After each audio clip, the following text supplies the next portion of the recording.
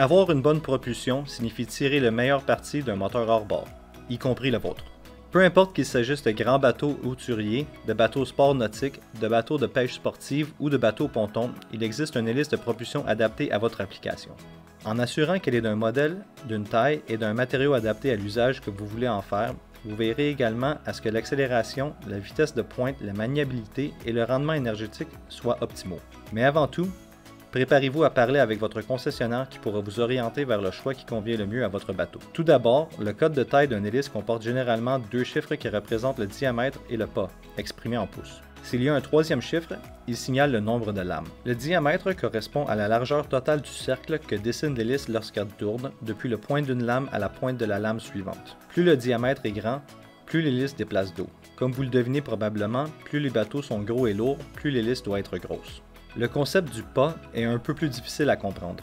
Il représente la distance que l'hélice couvrirait théoriquement si elle faisait un tour complet en traversant un solide. L'important est de savoir qu'un pas plus petit offre une meilleure accélération et une plus grande force de poussée, tout en offrant une vitesse de pointe plus basse. A l'inverse, un pas plus grand permet moins d'accélération mais une vitesse de pointe plus élevée. L'installation d'une hélice avec un pas plus petit pourrait forcer le moteur à tourner à un régime trop élevé, et celui-ci pourrait atteindre les limiteurs de régime. A l'inverse, l'installation d'une hélice avec un pas plus grand pourrait signifier que le régime du moteur n'atteint pas sa plage de régime maximal spécifique. On entend par courbure le bord recourbé de l'extrémité de la pale sur le bord de fuite de la pale.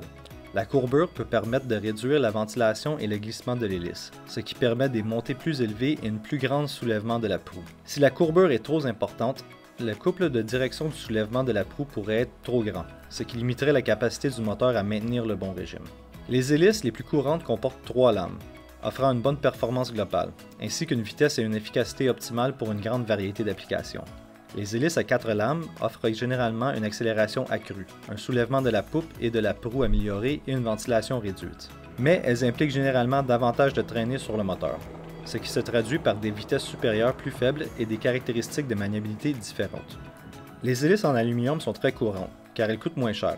Elles offrent un bon compromis entre le coût, la performance et la durabilité, et elles sont compatibles avec la plupart des applications de basse et de moyenne puissance. L'aluminium est également un bon choix lorsqu'il existe des chances que l'hélice soit endommagée à plusieurs reprises. L'aluminium est un matériau relativement mou, ce qui signifie que vous êtes moins susceptible d'endommager l'unité inférieure du moteur si vous heurtez un objet. Les hélices en acier inoxydable sont beaucoup plus durables que celles faites en aluminium et elles offrent des avantages sur le plan de la performance. Elles permettent un soulèvement de la proue accru, ce qui permet une conduite plus souple dans les eaux agitées ou à grande vitesse. En parlant de vitesse, les hélices en acier inoxydable offrent également une meilleure accélération que celles faites en aluminium.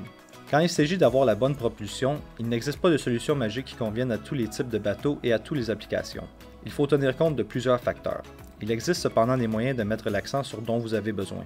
En règle générale, la bonne hélice permet à votre moteur d'atteindre l'extrémité supérieure de sa plage plein gaz, telle que spécifiée par le fabricant, et sans le dépasser, avec une charge normale ou lourde.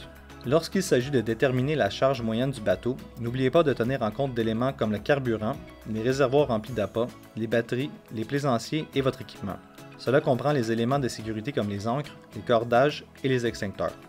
Lorsque vous êtes prêt à discuter avec votre concessionnaire de l'hélice de votre bateau, il convient de réunir quelques informations de base et de les avoir à portée de main. La marque, le modèle et l'année du bateau, le modèle du moteur et son numéro d'identification primaire, la taille et le style de l'hélice actuelle, le régime maximum de plein gaz actuel et les charges typiques et maximales transportées. Cela permettra à votre concessionnaire de trouver l'hélice qui vous convient le mieux. Il va sans dire que les essais sur l'eau sont toujours privilégiés, car chaque application est différente. Certains concessionnaires seront même en mesure de tester quelques options pour vous, vous fournissant ainsi des résultats réels pour vous permettre de prendre une décision finale. En fin de compte, investissez un peu de temps et d'énergie pour trouver la bonne hélice et vous pourrez profiter au maximum de votre bateau et de votre moteur.